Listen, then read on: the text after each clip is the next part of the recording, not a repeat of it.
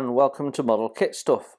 And yet again we are looking at something that's in a box that's way too big for my modelling desk. So today's first impressions video is a wooden ship kit, or boat kit I guess I should say. It's a 1/10 scale Runabout, the Aquarama from 1970, and it's made by Amati. So as we look at the box, at the bottom left there, it gives us the scale and tells us it's 86 centimeters long. So not the largest or longest model in my stash, but certainly a good size. Everything that you see in the picture, with the exception of the baseboard, is included in the kit. The two the legs that it's sat on are included, however. Amati being one of the premium wooden model ship kit manufacturers, I'm expecting the quality of materials to be high. Now, I have looked in this when I got it. I've had it 3 or 4 years, so I haven't looked at it since, so it'd be nice to revisit this and share it all with you. As we go down the box, which has got a little damaged on that corner, we've got some more images of the actual model, some of the parts. We'll look at those in more detail in a moment. And as we move along, we've got what looks like pictures of the instructions. So having emptied the box, we can have a look at what the contents is.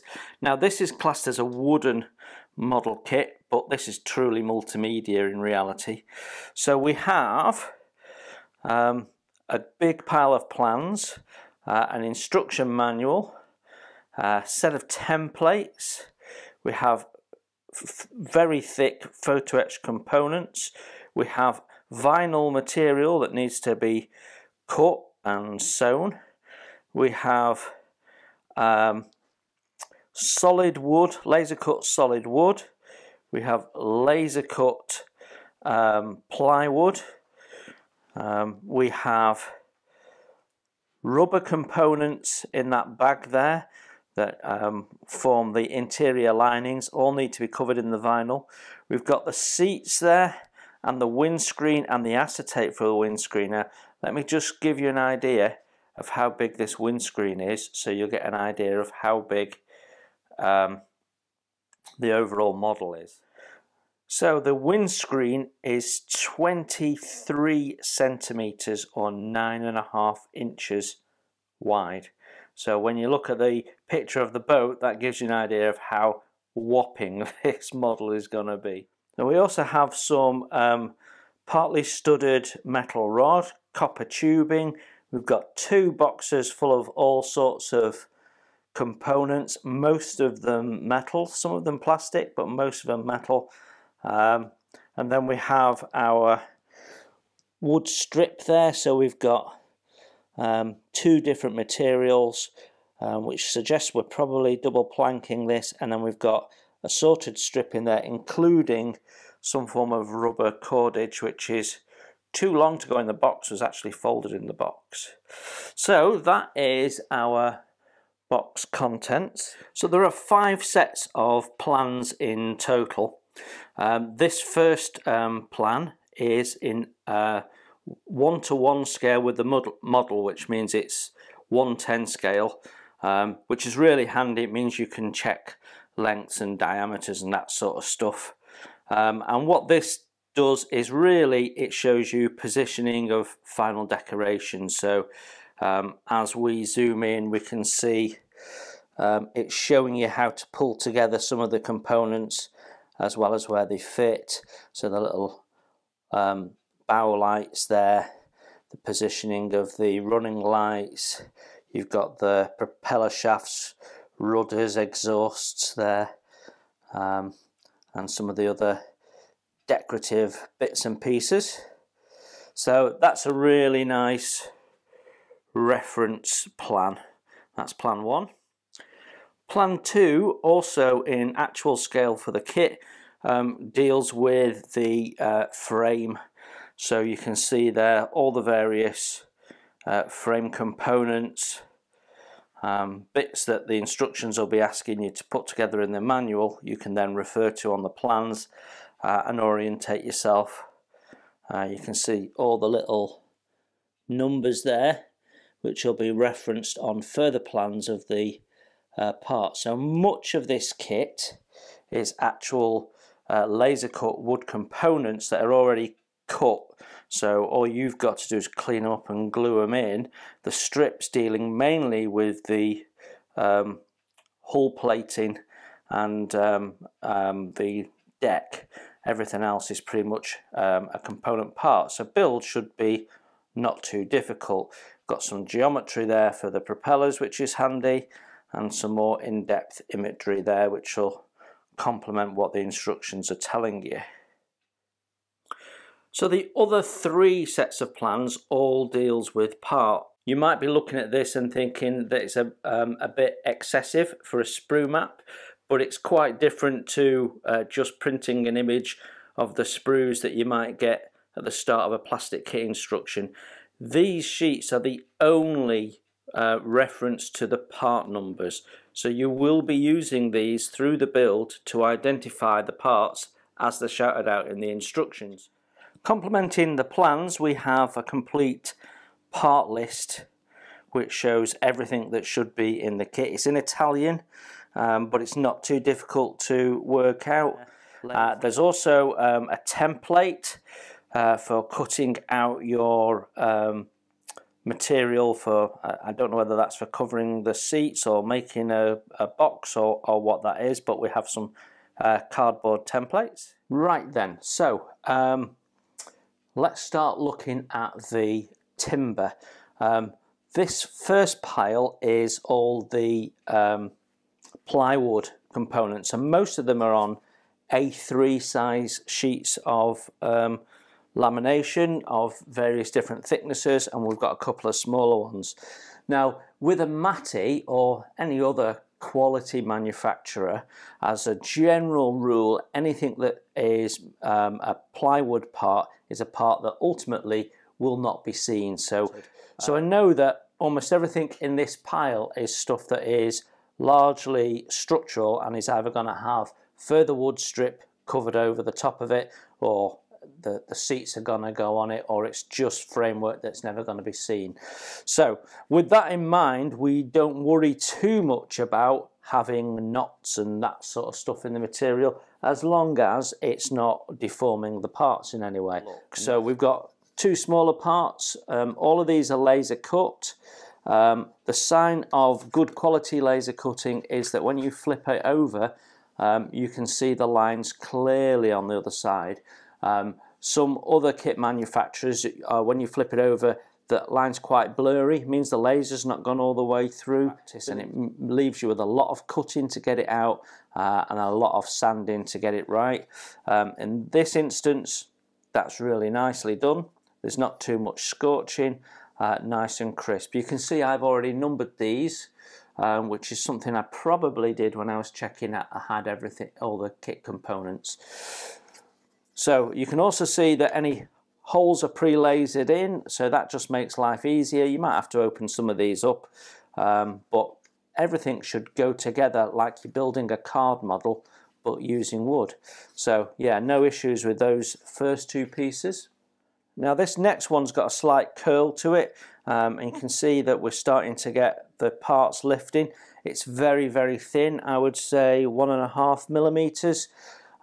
Now I'm storing this in my attic that's not temperature controlled, and it's probably the ever-changing temperatures that's causing this. So a little tip, if like me you're keeping wooden kits in an untemperature controlled storage, is just take the thin ones out and put them in amongst the thicker ones so that there's some weight on them, just keeping them flat. That just helps. I mean, it's not an issue if they do warp. You can soak them in water and straighten them out, so it's not a big issue. And quite often I find certainly a little bit of warpage like this, you can straighten that out at the gluing stage with a bit of clamping or weights or whatever, so it's not an issue. So we've got, again, really nicely done, nice and crisp and clear, and they'll just cut out with a knife edge Really nice. So put that to one side so we can put some weight on it. So what I can see from here is in many ways we've got something that's a lot more structurally complex than making a Spanish galleon, for example. So normally on a ship kit you'll have a frame a bit like this with slots in, and then you've got a number of ribs which you, if you've been watching my HMS Fly video, you'll see that process. With this we've got a lot more internal components that have to be thought about, and they've also designed it with radio control in mind. So for example, this piece here is the outer rim where that end cover goes. If I just show you the image, so that's the outer edge of that, which you can see gets covered in some nice walnut, and then we've got like a soft area that goes in there, so it's like a seating area with the engine underneath it, actually, in real life, I think. So you can see that's what that is. It's that frame part. So we've got a much more complex frame, but it's all cut out really nicely, so happy with that. On this next one we can see we've got some hull shape formers. Again, lots of structural parts. That's clearly the backing plate for the dashboard, all these holes here for the dials and various switches required. A steering wheel would be at this point here, so across here you've got switches and you've got some more dials, so quite a busy dashboard. On this sheet we can clearly see we've got the central rib former, so we've got the shape of the bow there, and that is clearly the shape of the stern, so these two will go together to give you the full length of the boat.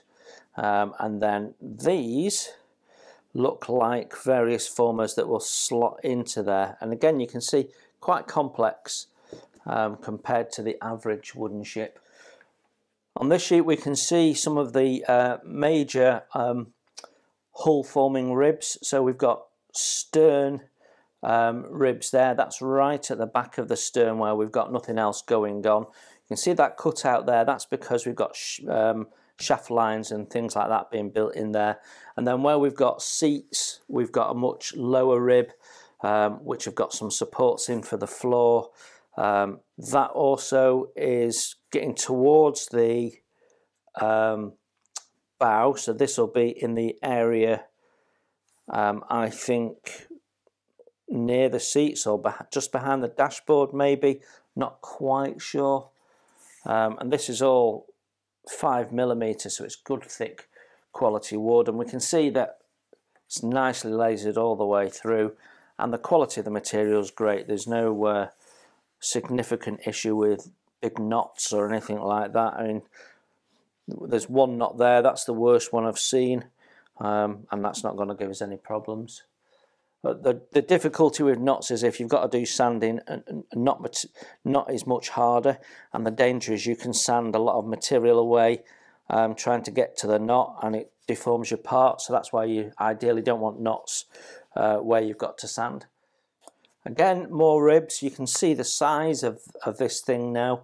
The HMS Fly largest rib was probably about the width of the gap between my two fingers, so this is massive, and what a lovely flare, very reminiscent of a British PT boat actually.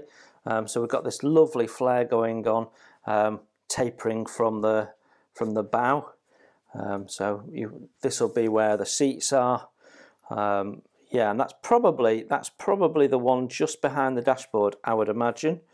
But yeah, lots and lots of little formers in here as well, and again, really nicely lasered all the way through, no issues. And this last plywood sheet, again mainly dealing with ribs and structures. That I know there's a grating goes into there, forms part of the floor pan. I'm guessing this is near the rudders because of those cutout shapes there, and probably the shaft is going through there for the propellers, and then under there I'd imagine 12, 13, they're next to each other, so and 11, so you can see there'd be motors mounted there, shaft lines there, terminating there onto your propellers, sort of a guess. Okay, next we have the solid wood sheets, and we've got two relatively thin A3 sheets, and then we've got two slightly thicker small sheets, and then we've got this whopping 1 centimetre thick solid wood.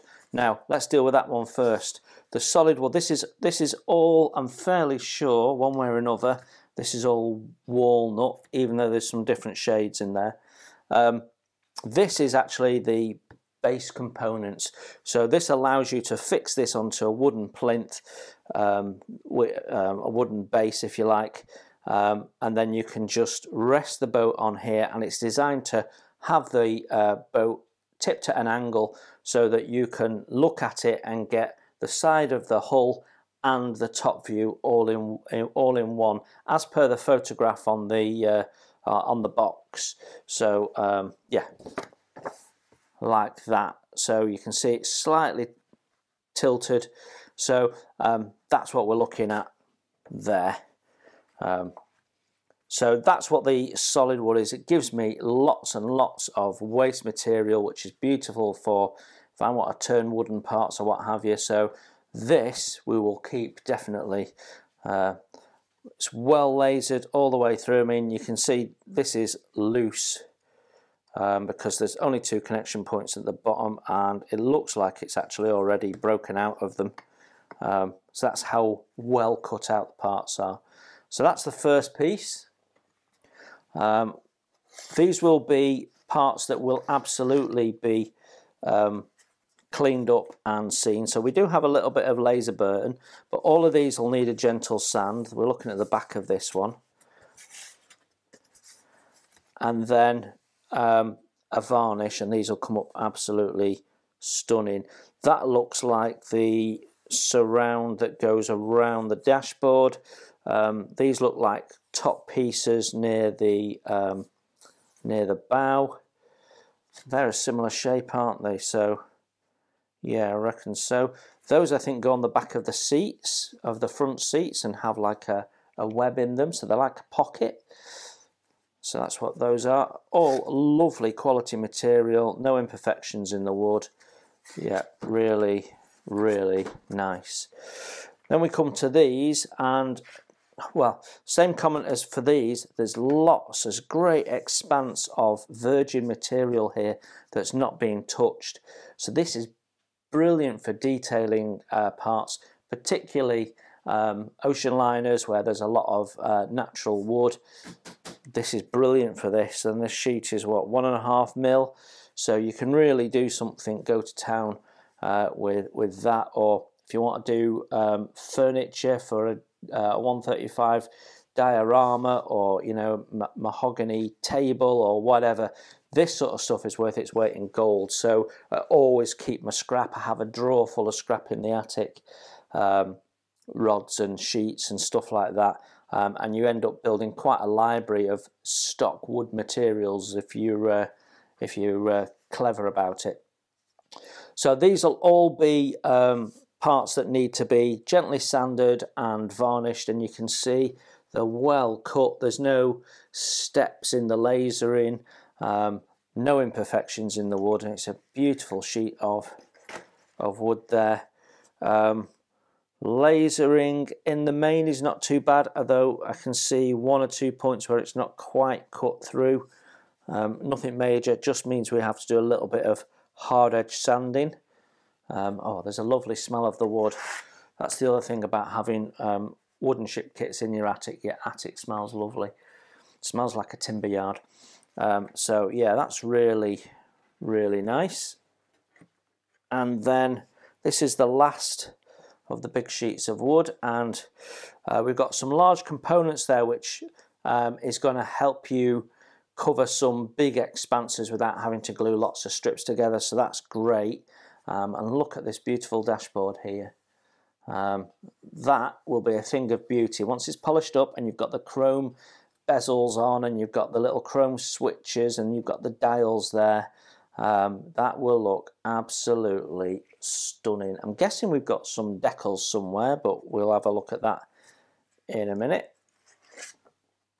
And again, all nicely done. We've got less spare material here, but there's still plenty of it. Yeah, I'm really happy with the quality of that. Absolutely stunning. So next we have the photo etch. This is 0.4 of a millimetre thick, so it's pretty thick as photo etch goes. It's some form of alloy that looks a bit like brass, but it's not brass. And we can see we've got the backing plate there for those chrome running lights that go down the side. We've got various fittings around lights and what have you. Those go behind the seats. We've got the sort of like the logos and things for various places. Control plate. Not quite sure what that is. It's some form of grille, but it's very crisp and well done. It's a little bit scuffed on the top surface, and you can see it's reacted to the acid in my fingers a little bit, so I'm going to put that back in the bag and stop handling it, I think, for now. But yeah, some absolutely gorgeous photo etch. Really high quality materials. So without opening them all, the vinyls all look really, really nice. The one that we have handled is a good quality, not too thick, going to be easy enough to cut out. We'll have to look at what adhesives we're going to use for vinyls. I'm guessing we're going to need something slightly different to what we normally use, but you're really starting to get a sense of a really high quality materials kit that's going to be such a pleasure to build. Yeah, really starting to look forward to this. So our next bag have lots and lots of little rubber components. Some of them are a bit flashy, I can see, and have got moulding nibs that need cleaning up and mould seams and what have you. So I think all of these get covered in the materials that we just saw, and so as long as they're smooth enough for that material to go around nicely, that should be okay. So these do things like line the inside of the seating area and what have you. So I think if you clean this up nicely, you might actually get away with painting those, possibly. I'm not sure. We'll have to have a look at it and see what the instructions tell us to do, but that's what these are. These are to go around the seating, but I also think they're supposed to be covered. And then we've got some smaller bits here which look very much like seals, so possibly go underneath the windscreen to seal things in. And then we've got smaller components which are lining things like the floors, cushions and that sort of stuff. So a number of rubber components. And then we have a bag that's got two metal rods in it which have a threaded end and two copper tubes, and these are basically the propeller shafts. So those will go into the copper tubes, propeller on the end, and that will allow it to rotate, so you can connect that to a motor. There's no motor or anything included in there. I've got it in my mind that Amati sell a separate set with motors and stuff in, so motors for steering, the rudders and stuff, so that you can actually remote control it. And they certainly leave space for a battery pack and stuff, but there's none of that in this kit. So we have two bundles of wood strip, this being the stuff that you're going to use for your first planking of the hull and one or two other bits and pieces, and it's lime. So about 7mm wide by 1.5 thick, I'm guessing, without trying to interpret the Italian parts list. In the main, this is nicely cut, nice material, looks good. I do have one split one and one or two I see are a little bit rough around the edges, but it's nothing really. And this is all a softer wood, which is easy to shape and to fit, and will form the basis of the ultimate model. And then this is walnut, and we have, yeah, this is a similar. This is probably thicker. This is about 2 millimeters thick. Look at the end of that, and I think it's a bit wider as well. Yeah, I reckon that's about 8 millimeters.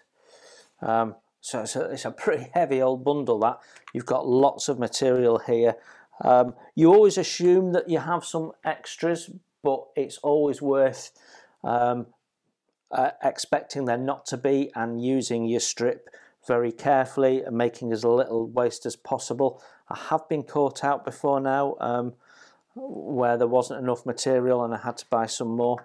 But yeah, basically there's nothing wrong with either of that. The quality is really good, particularly the quality of the walnut, which is the top surface that you want to be really, really nice looking. What I would do is open this up and spread them out and look at colour matches. As you look at this, you can see how the hues change a little bit. So I colour match them so that when you're planking the hull, you can put a dark strip on one side and then a dark strip in the same place on the other side, and it just adds to that symmetrical look. It's beautiful. That's our strip wood. Right then, we have a little box of goodies, and in there we have sort of a moulded rubber chairs. So the chairs are sort of pre-moulded, but again, I think these have to be covered in those materials. We'll have a look at the instructions in a minute. But you can see how they're individual blocks that have been glued together in the factory before it's sent out to you. So again, Amati are very good at thinking about what the modeller needs and how to make life easy for them. They're one of the leaders at what they do, in my mind anyway. There we go. And then we've got two different sizes of seat. So you've got a larger passenger seat to the driver's seat. Again, made up of a combination of plastics, and so I guess you could paint those up and use them if you wanted, although for me they've not been put together particularly well. If you look at the back there, there's quite a lot of excess glue and bits and pieces. You'd definitely be wanting to cover that. So there must be some instructions on how to do that. We'll have a look in a minute. There's a reason why I'm doing the instructions at the end, which you will see. And then we've got this piece that it's a little bit uneven, but basically this is the bit that goes on the end at the back of the boat. This piece here, and I'm fairly sure on the real boat the engine's underneath there, and this lifts up, and basically there's some cushions so you can lounge on there while you're being driven about and in the sun, and have people take photographs of you as you go back. It's also handy for James Bond to stand on and fight a villain, so that's why this boat was used in James Bond. Also in the box we have the windscreen, which is pre-formed into shape, so that's perfect. And we have an acetate sheet which has got backing on it currently, and that's also pre-formed, so you can see that that is going to fit in really nicely. They've even bent the top so that you can locate the acetate into the frame fairly easily, especially if you get it the right way around. So let's just do that.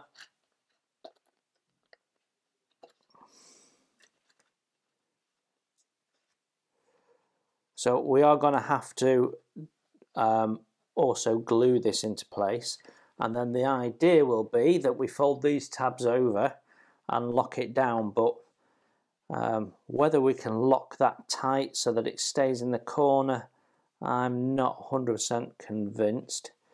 It'll need a little bit of looking at and working, but you basically have a windscreen that's ready to go, and nice and shiny, and will clean up really nice. Now I think that is plated, so we'll have to be very careful with it. I'm not massively keen on the fixing method because it's leaving tabs there visible, but whether we can do something else I don't know. But other than that, it's really, really lovely. Great, absolutely great quality parts for this kit. So we also have a bag that's got lots of little strips in. So we have, let's just move those ones to the side. We've got some different materials. We've got what looks like a little bit of oak or something there. We've got a square block section. We've got some more of those in lime as well, and some different lime strips. So we've got a range of different materials there. Then we've got, these are particularly interesting. We've got lime, very small squares. That's used for the decoration on the top of the bow there, and as is that.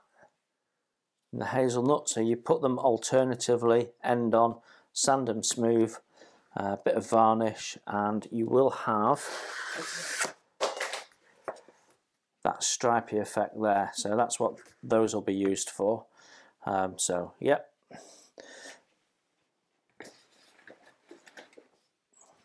Also we have some little plastic sections. So these are, we've got an L section and a C section in plastic strip, and which are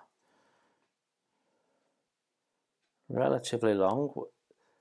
Seem to have, not quite sure why, we've got a green end on one and a red end on another, not quite sure why. And then we have two much longer lengths, both of which are C-section, and they have red ends. So C-section seems to have red ends. Maybe that's just for ease of identification. Not sure.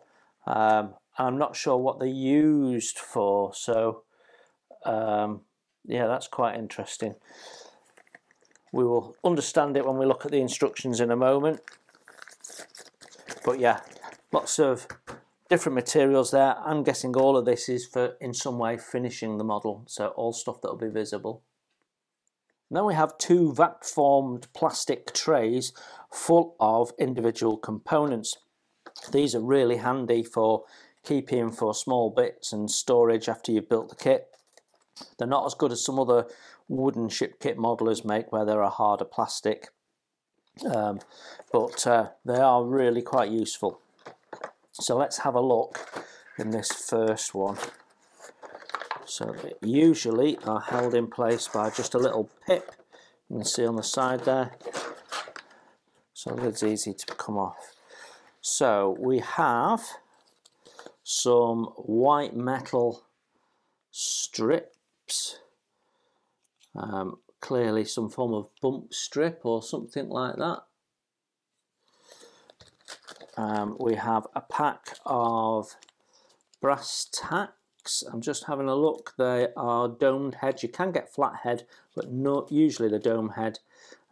Dome heads you want to remove. Flat heads can be left in place and hammered flush. So we have the nails that we'll need for building it. Then we've got a whole selection of bezels, and I think they are primarily for things like the dials on the dashboard.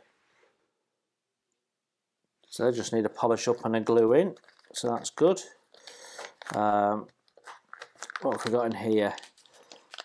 We've got not quite, what look like rope tying off points. You can see that. And then those are the, let's open it. I can't see it properly.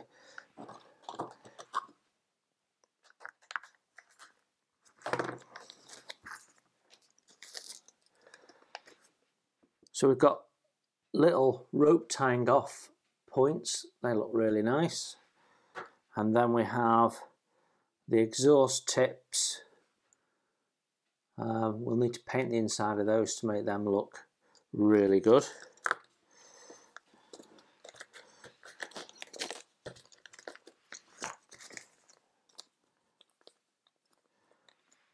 Got some control levers there,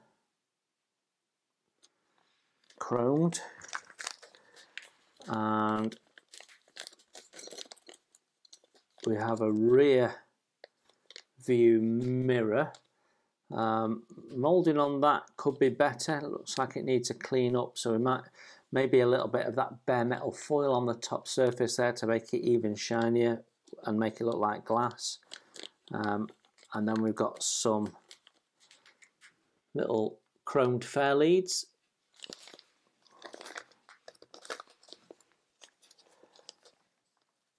We've got more little, trying to think of the name, why can't I think of the name?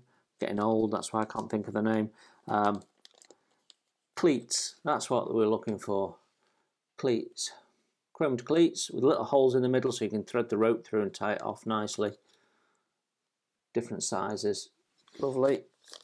And well, this surprises me a little bit. We've got a grating which goes in the bottom of the floor, so any water coming into the cabin goes in and gets bilged out.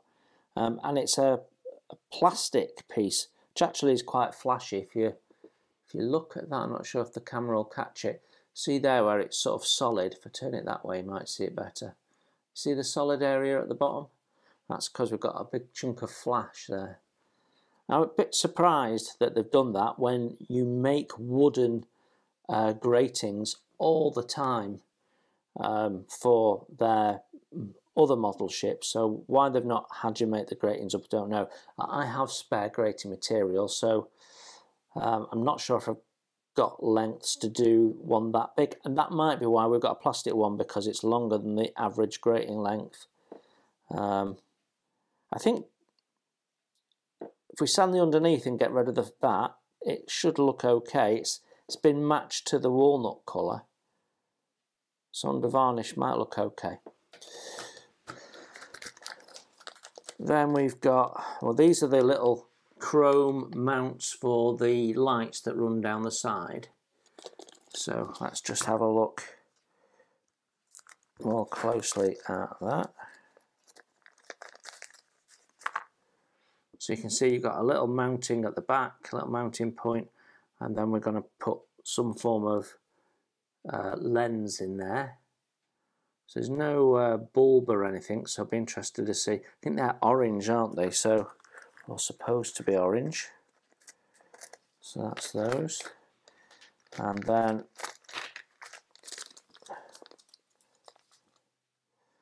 we've got some fittings. These look like air scoops or ventilators or something. Probably want to paint inside of those. And then we've got some grills. I think they go on the hull, as I recall. Oh no, they go on the top of the bow, don't they? On the bow deck, so to look on inside. So they're nicely done and all chrome, so all you got to do is glue them on and away you go. So that is the first one done. Let's have a look at the second one.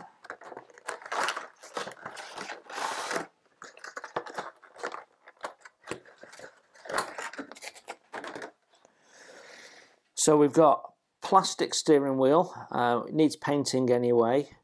It's a bit of a shame that they've done that in plastic. That's the horn, and that's actually metal. So it's like a car steering wheel.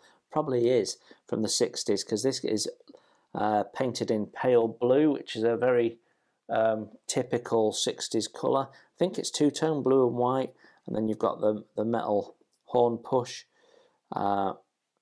It'd be nice if that had been metal, given the quality of the parts they're doing, but that's a nice steering wheel. There is no... Oh yeah, there's a little bit of seam on it, but should clean up quite nicely. You can see there's some seam on the arm there. That's a nice steering wheel. What have we got here? We've got what looks like, right, we've got some clear acetate sheet. Not quite sure what that's for. We'll understand in a minute, no doubt. And then we've got some tape strips in blue. So you can see there it's die cut. Can you see that? Yeah, there we go. Running the full length. So we've got some blue tape. Is that that's the water line, isn't it, that goes along the white hull about the level of the exhausts? So yeah, got what that is, which is nice. In here we've got lots of little tiny components. We saw them on the plans. They build up, and then a couple of spot lamps, all chromed. More of those little components there. The little tubes there are hollow, and then they fit into that, which is hollow. So not quite sure what they really are, but they are nice and nicely done and easy to work with. We can see our pre-threaded plastic propellers. Not sure if I'm going to leave them black plastic. If you were going to use it as an RC boat, absolutely, but I might be tempted to paint them up in bronze or something. And I think those are the underhull mounts for the prop shafts. Again, chromed. We have a couple of chrome components, one of which is a spotlight, but the lens is actually metal and chromed, so whether we can do something different with that, I don't know. We do have a bag here which has got some plastic, actually looks like clear resin lenses.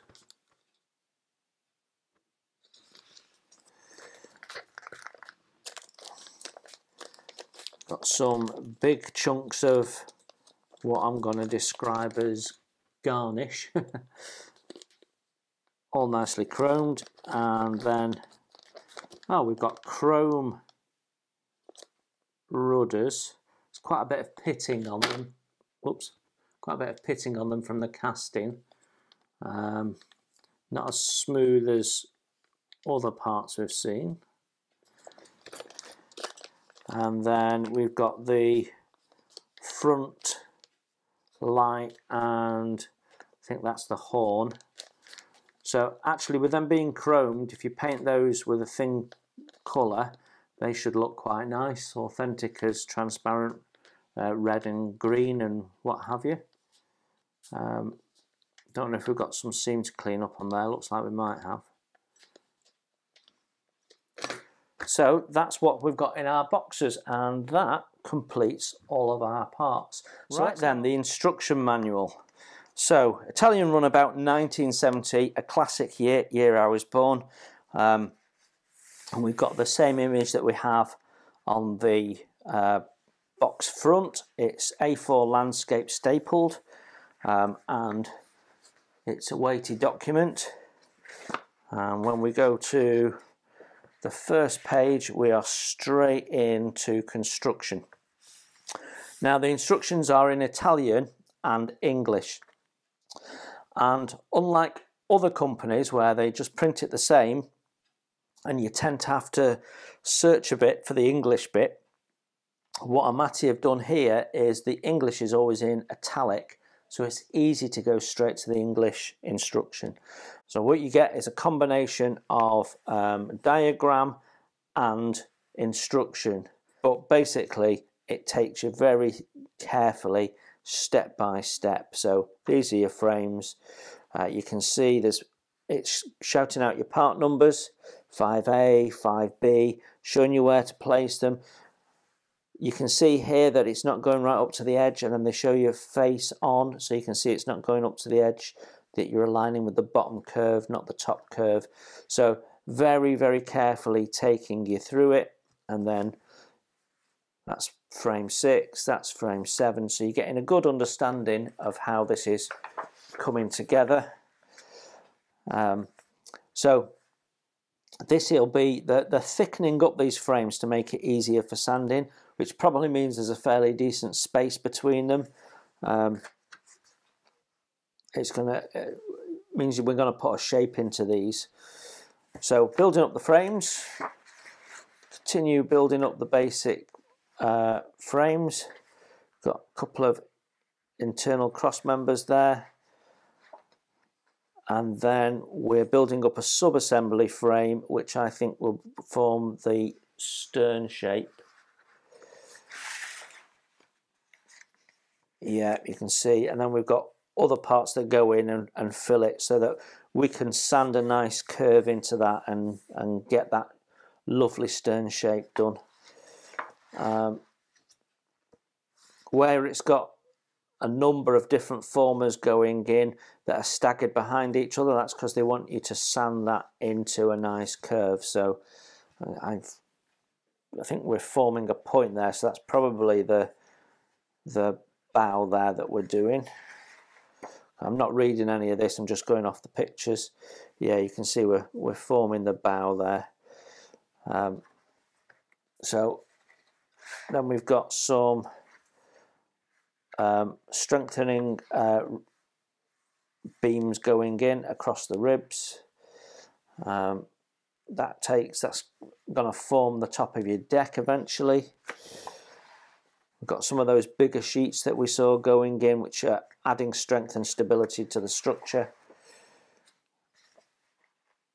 More strengthening, it's just making it rigid, so when you come to sand it and file it, it's not all moving about and risk of snapping.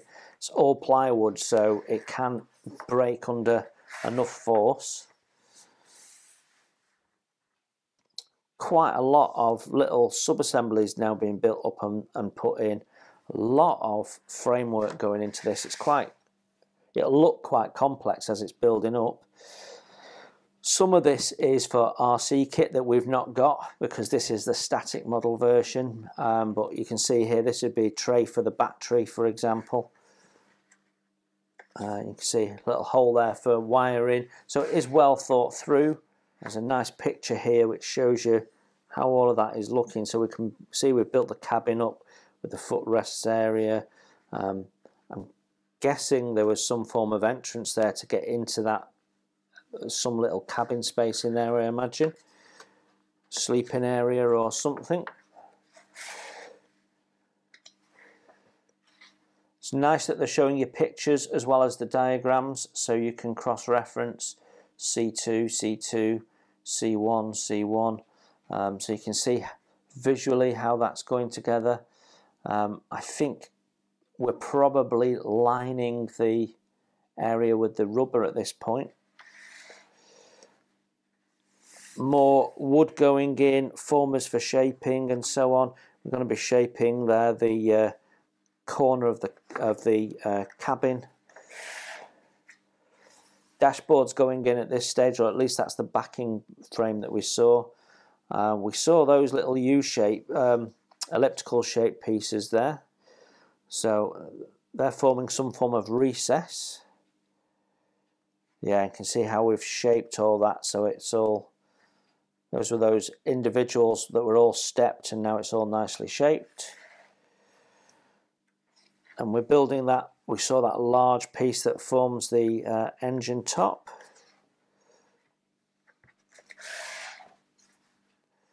So you can see, quite complex. I imagine the battery would go in there for the radio control, and that big rubber piece will just lift out. Then we've got construction of the rudder, so it's usable if you're doing that. So that might be some of that. We didn't see those parts, did we? So I don't think we've got those. So it'll be interesting to see how the rudder connects if we've not got there. I didn't see any fasteners or the little control levers. Maybe I missed them. But you can see there This cradles here is for the motors, and the propellers go on the end, and we can see how they come out of the hull ultimately. So they have to be put in regardless of whether you're doing radio control or not. So it continues on with that, and then it's talking about how to connect up the rudder and stuff so that you can steer them. We haven't got these components, so we're probably skipping some of these stages. Now we can see that plastic grating going into that piece of wood that we saw. We're making up a box which we're then covering in that vinyl, and then we're planking. So we're quite far in when we're planking. You usually get to planking fairly early on in a ship build, but on this boat we've done quite a bit of internal stuff first, all stuff that helps you get access if you've not got the planks on, basically. But I think to this point we'll have built up the model fairly quickly, in a matter of 2 or 3 days probably, and then when you start planking it'll slow down. So yeah, so we then have a couple of pages dedicated to the planking. You can see we're going to need some steelers, and no doubt it's talking you through that. Then we're putting in some of the artificial decks ready for forming, and yeah, more plywood going in and forming the outer hull now. Got holes there for the exhausts, telling you to file all this and get the shape right. So we've got some transom planking going on there and some hardwood finished edges. We're starting the second planking now. So those big strips that we saw, which I said look like they're probably for the bow, they're forming the keel there. You can see we've left space there for that pretty deck striping, which they're dealing with here. Doesn't that look gorgeous when it's done and sanded smooth? That'll be stunning. And we have some small sections of it that go at the back there as well. Those are some more cut out parts. We'll have to clean the laser off. Then we're facing up the dashboard, and yeah, then we've got the first metal parts going on a notice, and some of the little wood finishing pieces.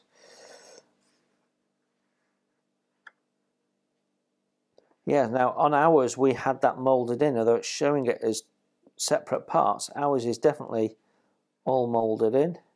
Starting to tell you where all these metal bits go. Talking about all the cushioned areas as well. Oh, it looks like we have some form of mirror. Was that on the decal sheet maybe? That goes on the front of that. And we've got those various, we've got the etch, the cast metal parts. Don't know if we've got little lenses or something to go on there. Windscreen wipers, I'd missed that, but they were the etch parts. And we've got some metal parts to make them work. It seems to be referring to removing the acetate from some form of frame, but ours wasn't on a frame. That's already been done. Yeah, building up the lights, and then we've got switches and knobs and lights for the dashboard, positioning of all the different dials, and the controls there, painting instructions for the steering wheel. So yeah, metal, light blue, white. Yeah.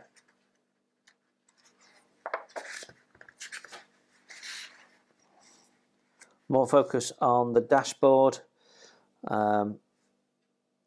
building up some those components there. There's those little white metal running strips we saw. I don't know whether they want painting or chroming or something. The pockets on the, that's that wood and the photo etch that we saw that forms the pockets on the back of the seats. Got a compass, that's a nice touch. And then we've got the little seal that goes around the edge. I think that's that plastic, U-shaped plastic. I didn't really see where that plastic was going, so I'm sure it'll become more obvious when we study them closely. That completes our instructions.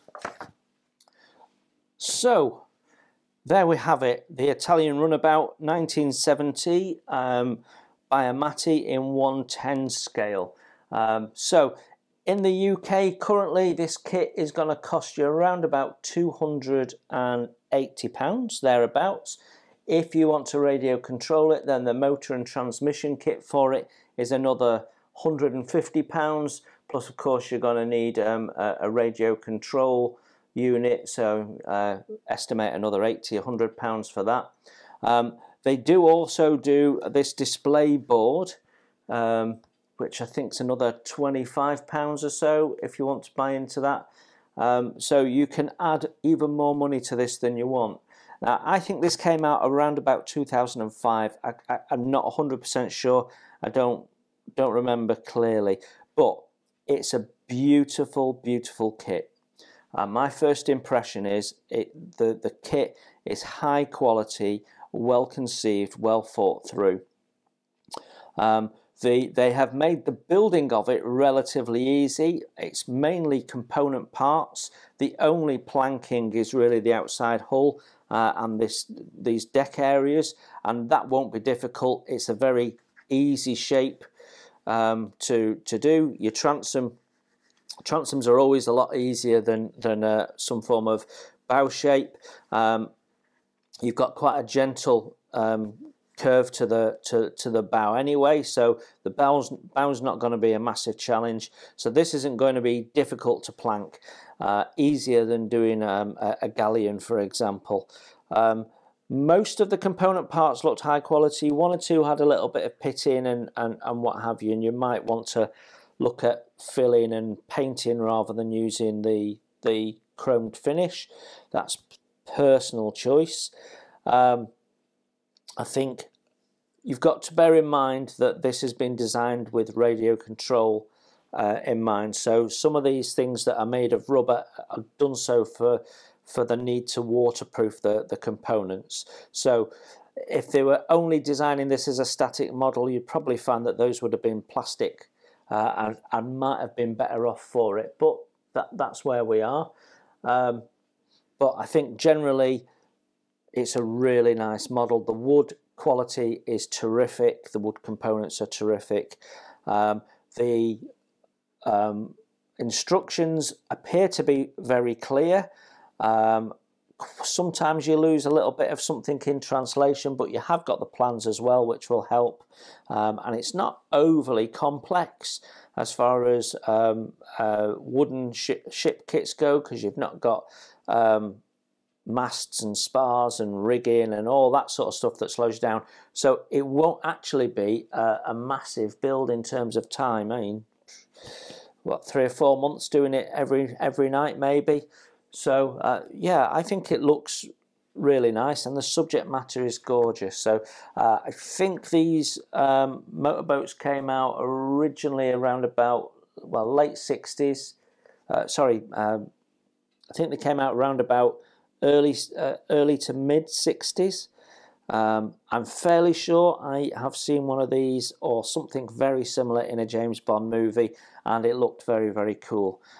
So yeah, I think Amati have really considered what the modeler wants, whether that be static or radio control, and that's a difficult thing to balance, because the static model is looking for detail, the radio control modeler is looking for aesthetically looks right, but functionality as well. So I think Amati have done a great job. It's a brilliant kit, I'm sure of it, and I'm really, really excited to build it at some point. I will get around to it. Like I say, it's sort of my midlife crisis build. So as soon as you start building it, I've accepted I'm middle-aged, so we'll leave it a little longer yet.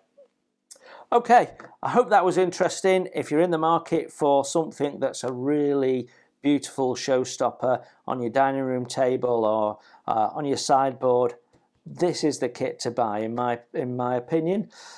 So there you go. Hope that was helpful if you're on the market for one of these. Take care, everyone. Enjoy your modelling, and we will see you very soon.